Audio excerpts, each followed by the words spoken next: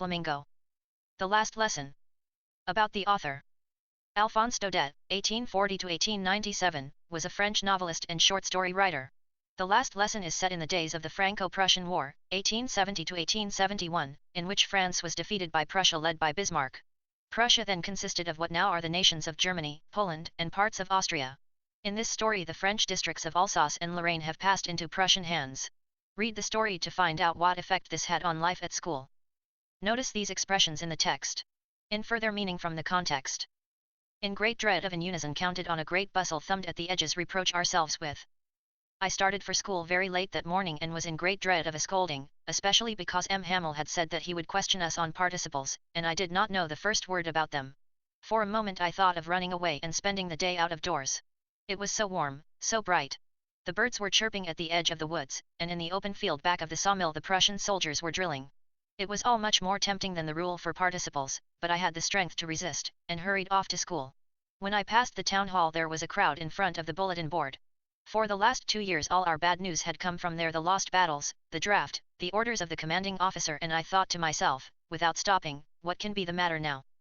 1. Rationalist 2023–24. The last lesson /3. Then, as I hurried by as fast as I could go, the blacksmith, Wachter, who was there, with his apprentice, reading the bulletin, called after me, "Don't go so fast, Bub, you'll get to your school in plenty of time." I thought he was making fun of me, and reached M. Hamel's little garden all out of breath.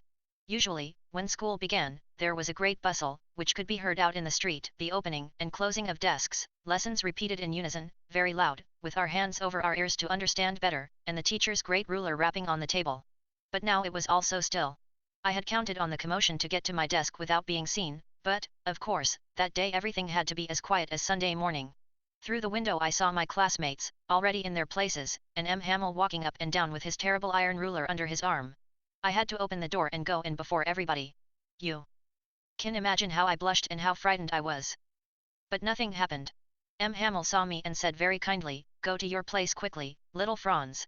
We were beginning without you." I jumped over the bench and sat down at my desk. Not till then, when I had got a little over my fright, did I see that our teacher had on his beautiful green coat, his frilled Rationalist 2023–24. 4/Flamingo.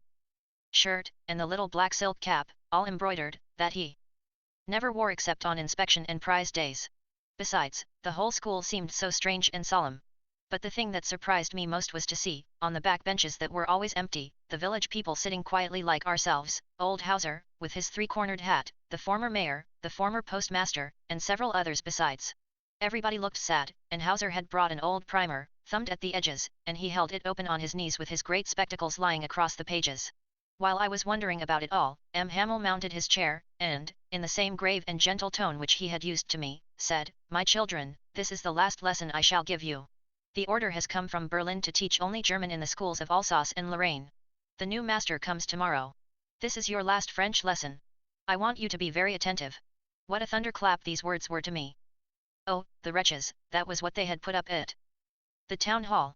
My last French lesson. Why, I hardly knew how to write. I should never learn any more. I must stop there, then. Oh, how sorry I was for not learning my lessons, for seeking birds' eggs, or going sliding on the Saar. My books, that had seemed such a nuisance a while ago, so heavy to carry, my grammar, and my history of the saints, were old friends now that I couldn't give up. And M. Hamel, too, the idea that he was going away, that I should never see him again, made me forget all about his ruler and how cranky he was. Poor man! It was in honor of this last lesson that he had put on his fine Sunday clothes, and now I understood. Rationalist 2023–24. The last lesson /5. Why the old men of the village were sitting there in the back of the room. It was because they were sorry, too, that they had not gone to school more. It was their way of thanking our master for his 40 years of faithful service and of showing their respect for the country that was theirs no more. While I was thinking of all this, I heard my name called. It was my turn to recite. What would I not have given to be able to say that dreadful rule for the participle all through, very loud and clear, and without one mistake? But I got mixed up on the first words and stood there, holding on to my desk, my heart beating, and not daring to look up. I heard M. Hamel say to me, "I won't scold you, little Franz, you must feel bad enough. See how it is. Every day we have said to ourselves, bah, I've plenty of time. I'll learn it tomorrow. And now you see where we've come out. Ah, that's the great trouble with Alsace, she puts off learning till tomorrow. Now those fellows out there will have the right to say to you, how is it, you pretend to be Frenchmen, and yet you can neither speak nor write your own language. But you are not the worst, poor little Franz. We've all a great deal to reproach ourselves with. Your parents were not anxious enough to have you learn. They preferred to put you to work on a farm or at the mills, so as to have a little more money. And I've been to blame also. Have I not often sent you to water my flowers instead of learning your lessons? And when I wanted to go fishing, did I not just give you a holiday? Then, from one thing to another, M. Hamel went on to talk of the French language, saying that it was the most beautiful. Rationalist 2023-24. 6/Flamingo. Sketch map not to scale. France. 1870-71. Rationalist 2023-24. The last lesson/7. Language in the world the clearest, the most logical, that we must guard it among us and never forget it, because when a people are enslaved, as long as they hold fast to their language it is as if they had the key to their prison. Then he opened a grammar and read us our lesson. I was amazed to see how well I understood it. All he said seemed so easy, so easy. I think, too, that I had never listened so carefully, and that he had never explained everything with so much patience. It seemed almost as if the poor man wanted to give us all he knew before going away, and to put it all into our heads at one stroke. After the grammar, we had a lesson in writing. That day M. Hamel had new copies for us, written in a beautiful round hand France, Alsace, France, Alsace. They looked like little flags floating everywhere in the schoolroom, hung from the rod at the top of our desks. You ought to have seen how everyone set to work, and how quiet it was. The only sound was the scratching of the pens over the paper. Once some beetles flew in, but nobody paid any attention to them, not even the littlest ones, who worked right on tracing their fish hooks, as if that was French, too. On the roof the pigeons cooed very low, and I thought to myself, will they make them sing in German, even the pigeons? Whenever I looked up from my writing I saw M. Hamel sitting motionless in his chair and gazing first at one thing, then at another, as if he wanted to fix in his mind just how everything looked in that little schoolroom. Fancy!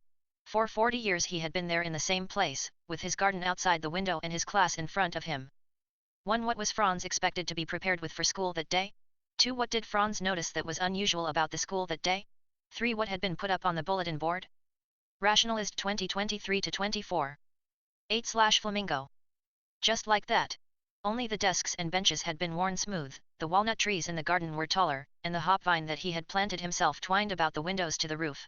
How it must have broken his heart to leave it all, poor man, to hear his sister moving about in the room above, packing their trunks. For they must leave the country next day. But he had the courage to hear every lesson to the very last. After the writing, we had a lesson in history, and then the babies chanted their B.A., B-by, Bo, B-U. Down there at the back of the room old Hauser had put on his spectacles and, holding his primer in both hands, spelled the letters with them.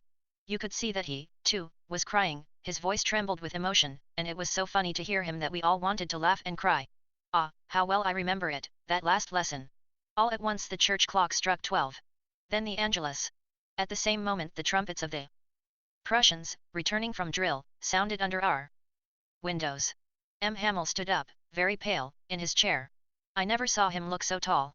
My friends, said he, but something choked him. He could not go on. Then he turned to the blackboard, took a piece of chalk, and, bearing on with all his might, he wrote as large as he could Vive la France.